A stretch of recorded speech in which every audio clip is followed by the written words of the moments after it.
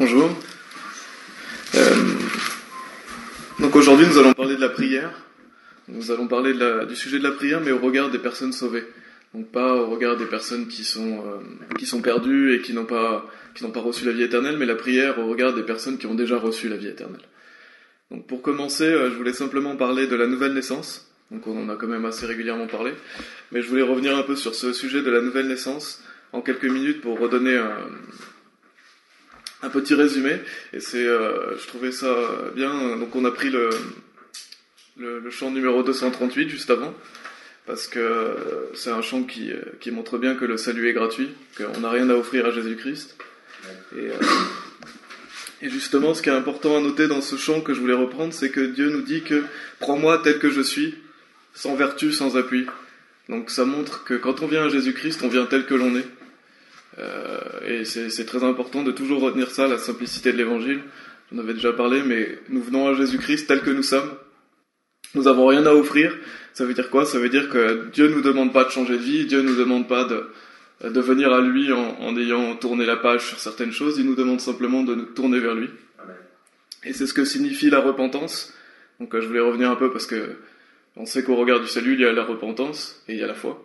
Donc la repentance, qu'est-ce que ça signifie justement? C'est se tourner vers Jésus-Christ. C'est le fait de se tourner vers lui et de rejeter ses anciennes croyances, de passer du rejet de Christ à la foi en lui. Et c'est ce que dit ce chant, « Prends-moi tel que je suis ». Donc malheureusement, beaucoup de gens croient que la repentance, c'est le fait de changer de vie, se repentir de ses péchés. Mais Dieu nous dit non, je vous prends tel que je suis, venez à moi, tournez-vous vers moi et mettez votre foi en moi et vous serez sauvés. Et c'est ça la simplicité de la nouvelle naissance. La nouvelle naissance, elle a lieu quand on se tourne vers Jésus-Christ et quand on place sa foi en lui. Et à ce sujet, un verset qui est important, qui parle de la nouvelle naissance, même deux versets, qui nous disent « Mais à tous ceux qui l'ont reçu », qui est en Jean 1,12 et Jean 1,13, « Mais à tous ceux qui l'ont reçu, il leur a donné le pouvoir de devenir les enfants de Dieu, savoir à ceux qui croient en son nom, qui ne sont point nés du sang, ni de la volonté de la chair, ni de la volonté de l'homme, mais de Dieu. » Et qu'est-ce que nous dit ces versets? C'est que la nouvelle naissance, elle vient de Dieu. Elle vient pas de nos œuvres, elle vient du fait qu'on croit en Jésus-Christ. Ça nous dit bien à ceux qui croient en son nom. Donc la nouvelle naissance a lieu une seule fois, le jour où vous vous tournez vers Jésus-Christ et vous placez votre confiance en lui. Après, vous êtes un enfant de Dieu. La Bible dit que vous êtes scellés de l'Esprit Saint jusqu'au jour de la rédemption, c'est-à-dire jusqu'à votre mort. Vous n'avez pas à œuvrer pour prouver que vous êtes sauvé, vous n'avez pas à œuvrer pour garder votre salut. Et Dieu vous garde, Dieu vous protège, et jamais il vous abandonnera. Donc là, je voulais faire un point là-dessus, pour en venir justement au fait qu'on va parler de la prière pour ces personnes qui sont nées de nouveau, toutes les personnes qui ont accepté Jésus-Christ. Donc c'est la prière des saints, parce qu'une fois qu'on est sauvé, on est appelé saint dans la Bible. Souvent les gens croient que, surtout dans la religion catholique, pour être saint, il faut avoir achevé quelque chose, il faut avoir fait des bonnes choses dans sa vie, mais la Bible nous dit pas ça, la Bible nous dit qu'on est saint quand on croit en Jésus-Christ. On est déclaré saint, et donc on est sauvé. Donc on va rentrer dans le sujet. Quel est le sens du mot prière? Prier, donc c'est demander quelque chose. Quand vous priez à Dieu, c'est que vous demandez quelque chose à Dieu. Et à ce sujet, donc Dieu nous dit comment prier. Si vous voulez aller en Jacques 1, 5, 8.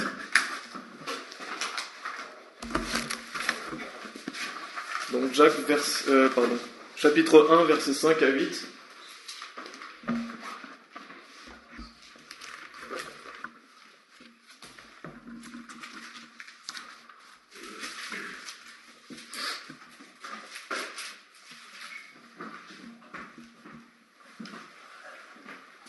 Donc c'est normal si vous n'avez pas la même version, c'est la Osterwald que j'utilise. Donc Jacques 1, versets 5 à 8 nous dit « Et si quelqu'un de vous manque de sagesse, qu'il demande à Dieu, qui donne à tous libéralement et ne reproche pas, et cela lui sera donné.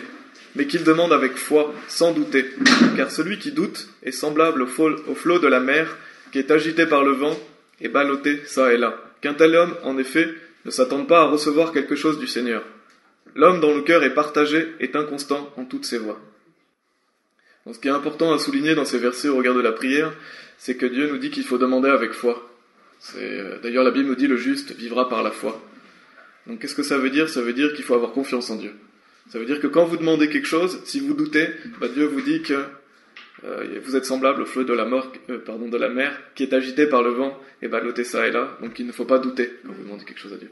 Il faut avoir confiance en lui, que Dieu va répondre à votre prière et que Dieu va vous donner ce dont vous avez besoin. Il faut demander avec foi, avec confiance, sans douter. Ça c'est très important, donc dans un premier temps, de savoir qu'on doit demander les choses avec confiance. On doit avoir confiance que Dieu nous écoute et que Dieu va répondre à nos prières.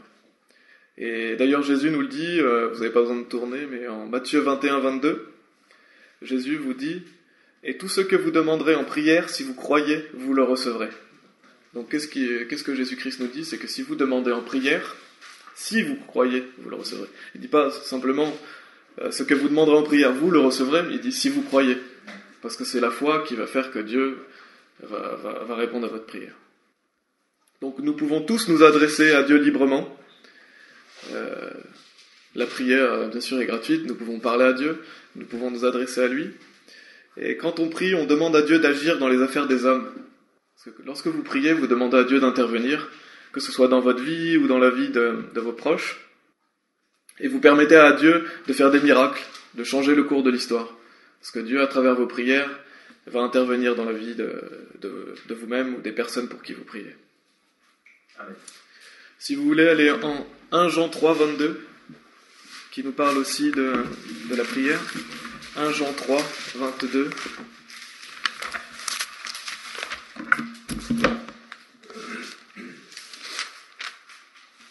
Jean 3, verset 22, qui nous dit « Et quoi que nous demandions, nous le recevons de lui, parce que nous gardons ses commandements et que nous faisons ce qui lui est agréable. » Donc ce verset nous montre que nous recevons lorsque nous lui sommes agréables.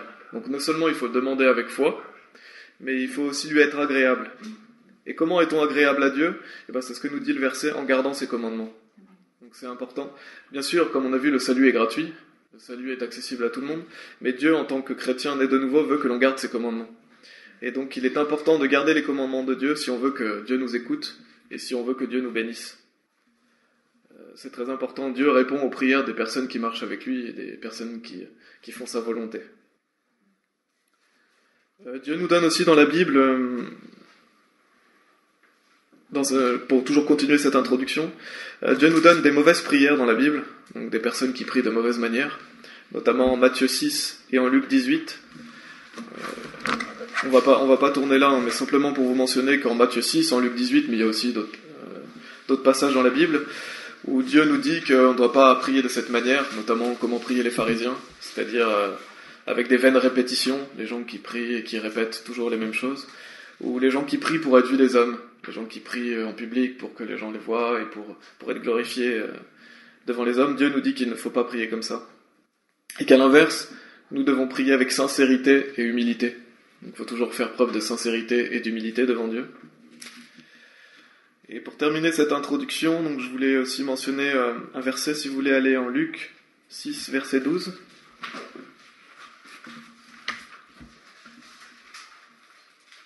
Luc 6, verset 12, qui nous parle de Jésus-Christ. Et pour terminer cette... Luc 6, 12.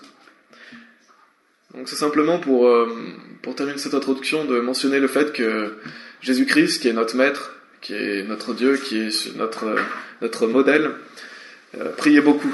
La Bible nous montre à de nombreuses reprises que Jésus-Christ priait le Père.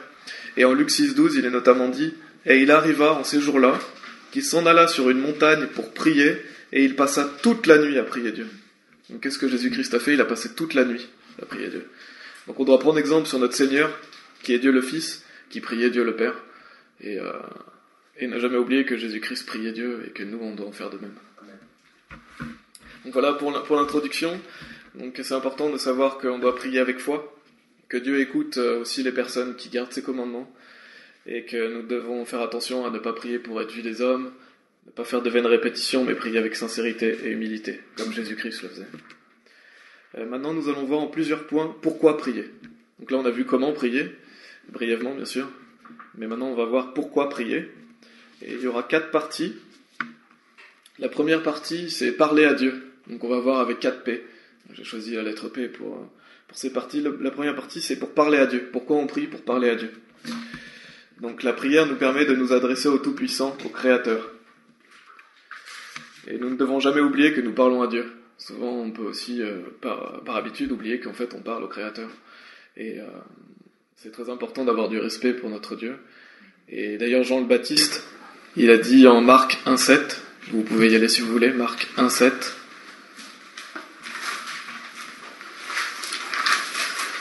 Marc, chapitre 1, verset 7. Et pour introduire ce verset, il y a un passage dans la Bible qui nous dit que Jésus, quand il parle de Jean le Baptiste, Jésus dit de Jean le Baptiste qu'entre ceux qui sont nés de femmes, il n'en a pas été suscité un plus grand que Jean le Baptiste. Donc, qu'est-ce que nous dit Dieu? Il nous dit que Jean le Baptiste, personne n'a été plus grand que lui en tant qu'homme. C'est-à-dire qu'il a servi Dieu avec humilité, avec sincérité, et que c'était un homme respectable. Donc qu'est-ce que nous dit justement Jean le Baptiste?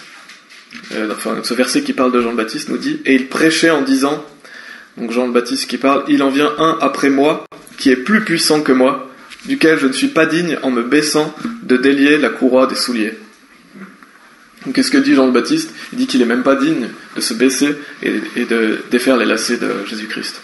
Donc ça nous montre le respect qu'avait Jésus-Christ le respect de Jean le Baptiste qu'avait pour Jésus-Christ. Donc que Dieu est grand, qu'on n'est même pas digne de défaire ses lacets. Donc quand on prie à Dieu, il ne faut jamais oublier la grandeur de Dieu, que nous parlons à Dieu et que nous devons avoir du respect pour Dieu. Ensuite, si vous voulez aller en psaume 5.3, c'est un psaume qui parle de la prière aussi. Donc là on vient de voir qu'il faut, quand on parle à Dieu, il faut le respecter. Et qu'est-ce que nous dit Dieu aussi en psaume 5.3 qui est intéressant au sujet de la prière? Dieu nous dit « Éternel, dès le matin tu entends ma voix, dès le matin je me tourne vers toi et je regarde. » Donc ce verset nous montre que Dieu nous écoute, Dieu nous entend, il entend notre voix. Et il est vraiment intéressant de noter, je ne sais pas si vous voyez dans ce verset, il y a 2 fois quelque chose qui est répété. Et c'est dès le matin.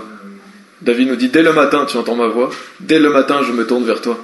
Et il n'y a pas de hasard dans la Bible, Dieu ne fait jamais les choses par hasard. S'il souligne 2 fois la même chose dans un seul verset, c'est que c'est très important. Et qu'est-ce qui est important à retenir, c'est qu'on doit prier dès le matin.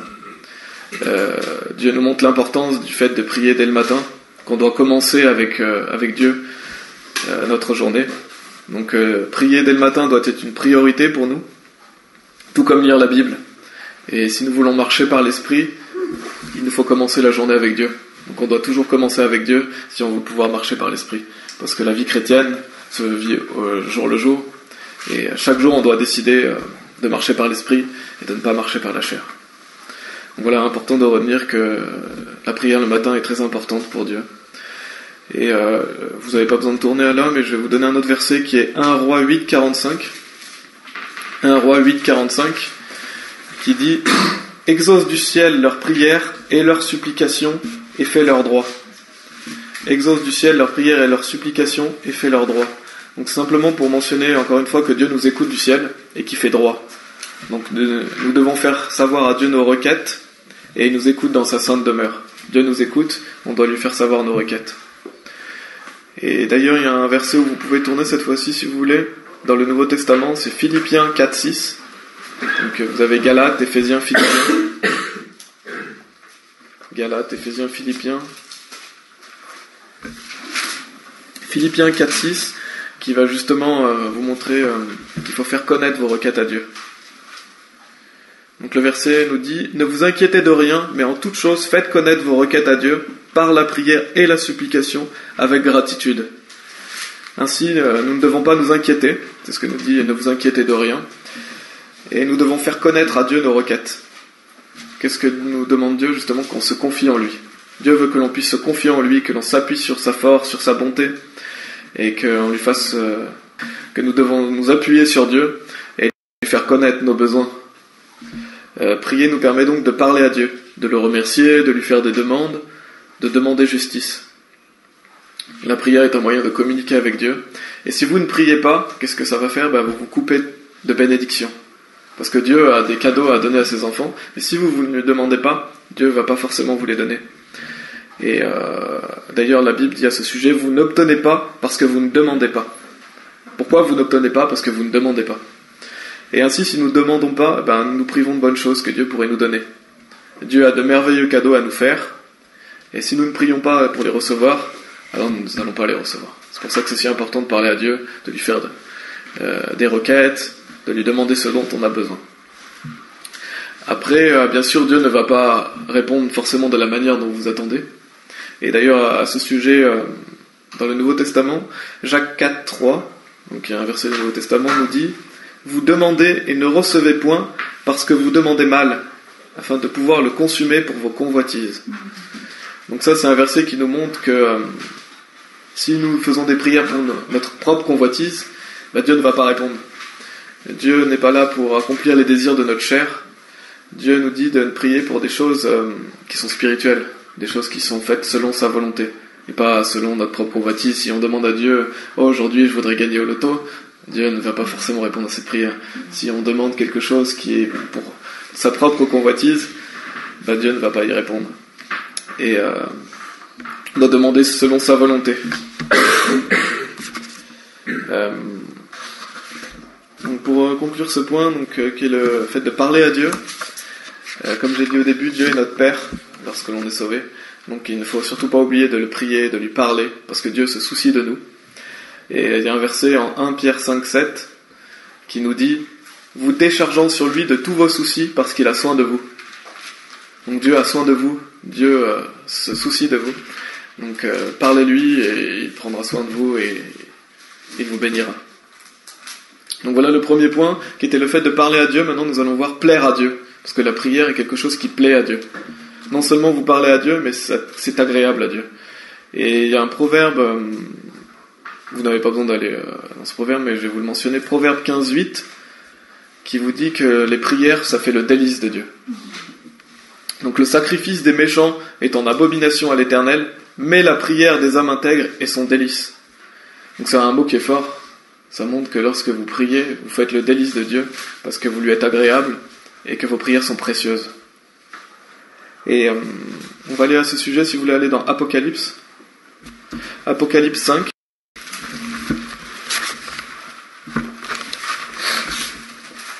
Pour montrer à quel point les prières que vous faites à Dieu lui sont agréables et lui sont précieuses. Apocalypse 5, verset 8, qui nous dit, donc Apocalypse 5, verset 8, « Et quand il eut pris le livre, les 4 animaux et les 24 anciens se prosternèrent devant l'agneau, ayant chacun des harpes et des coupes d'or pleines de parfums, lesquelles sont les prières des saints. » Donc là, c'est une vision de Jean qui parle du paradis, et qui nous montre que les 4 animaux et les 24 anciens, qui se prosternent devant l'agneau, qu'est-ce qu'ils ont? Ils ont des harpes, et ils ont des coupes d'or pleines de parfums. Et qu'est-ce que justement le parfum est dans ces coupes d'or? C'est les prières des saints. Donc ça montre à quel point Dieu, nos prières sont précieuses, il les met dans des coupes d'or et il les compare au parfum. Donc ça montre vraiment que Dieu aime nos prières. Et dans Apocalypse 8, si vous voulez tourner, c'est juste pas très loin après, versets 3 et 4, qui nous parle un peu aussi du même sujet. Apocalypse 8, versets 3 et 4, qui dit « Et il vint un autre ange qui se tint près de l'autel, ayant un encensoir d'or, et on lui donna beaucoup d'encens pour l'offrir, avec les prières de tous les saints, sur l'autel d'or, qui était devant le trône.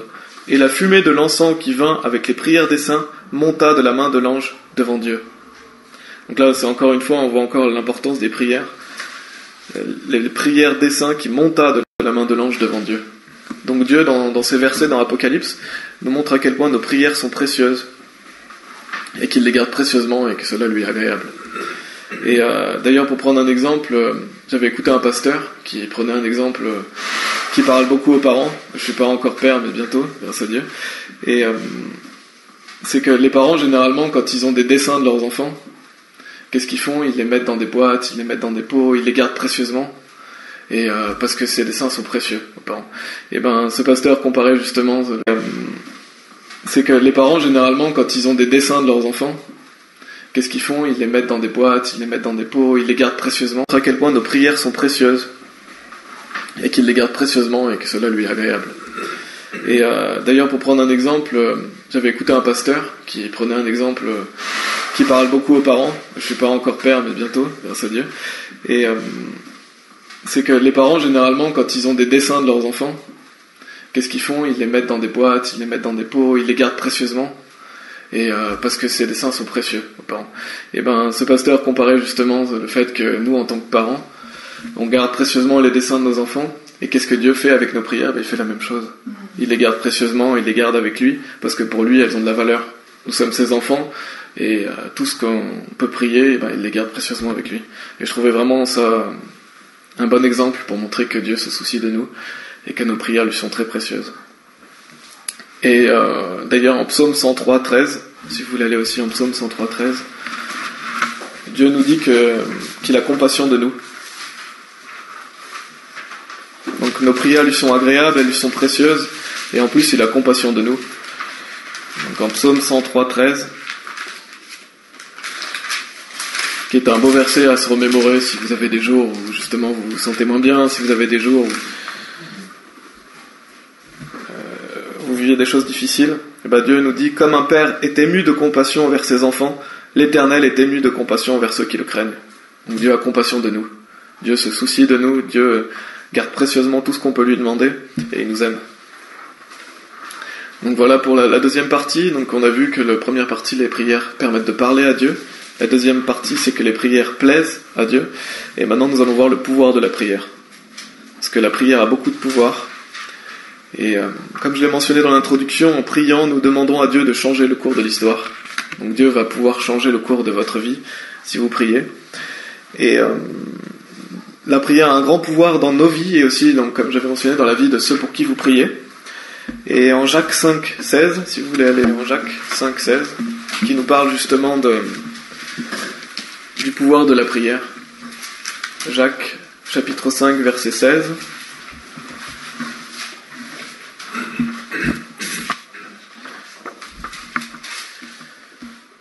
Qui nous dit: confessez vos fautes les uns aux autres et priez les uns pour les autres, afin que vous soyez guéris. L'efficace prière fervente d'un homme juste vaut beaucoup.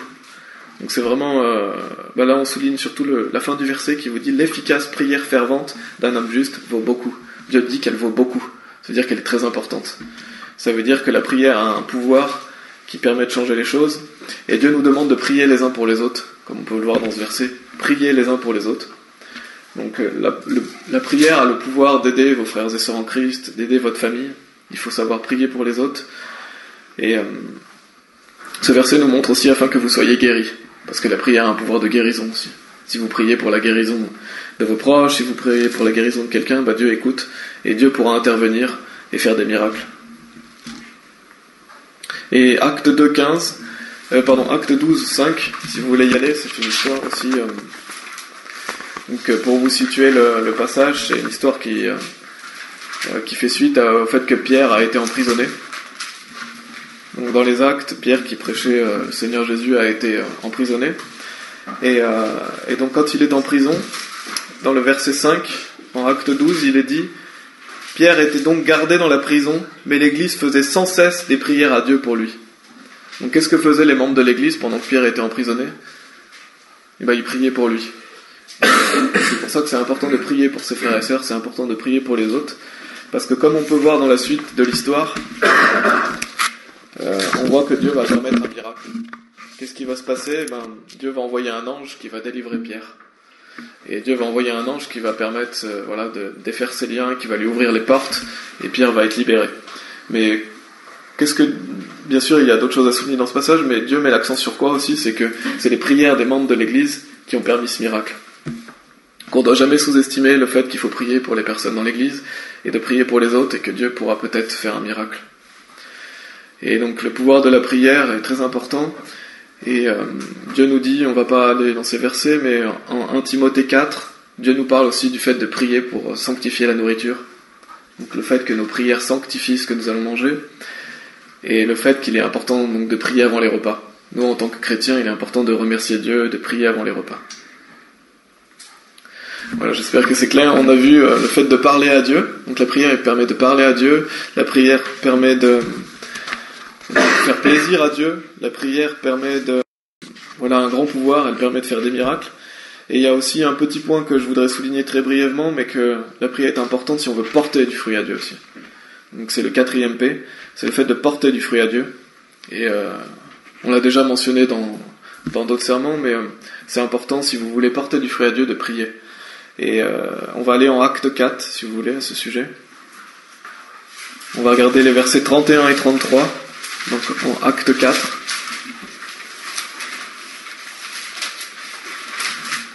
Acte 4, verset 31, qui nous montre justement déjà le pouvoir de la prière. Bien sûr, ça peut être dans la continuité de ce qu'on a vu avant, mais aussi le fait que si vous voulez porter du fruit à Dieu, il faut prier. Parce que c'est un passage vraiment intéressant qui nous montre que Dieu nous remplit de son esprit.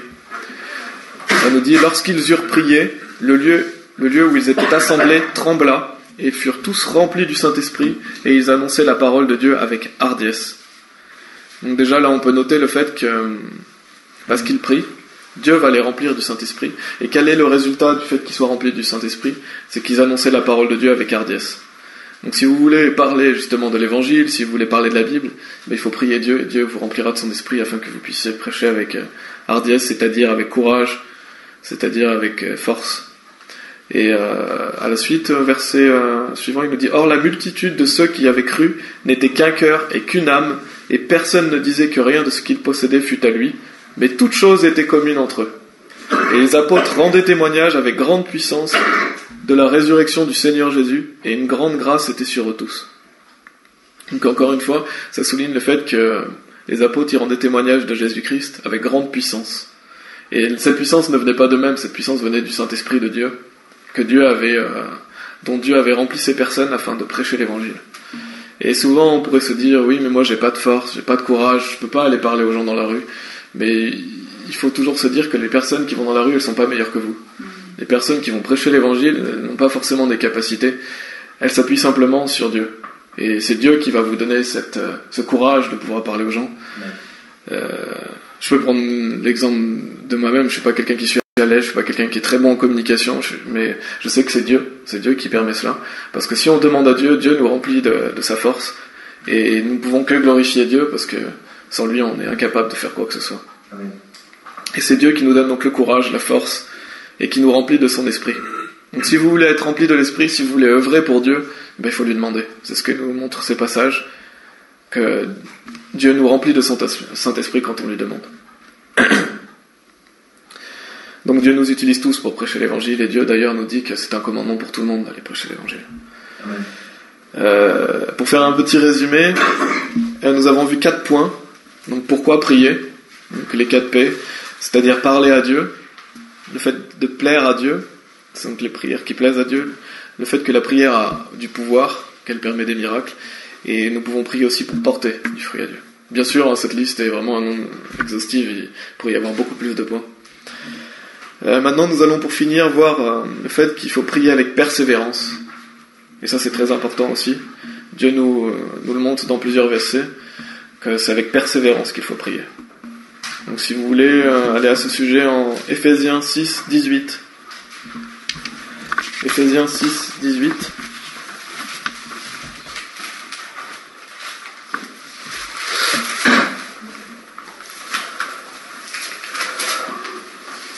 Et c'est un bon verset à mémoriser si vous voulez mémoriser un verset, celui-là.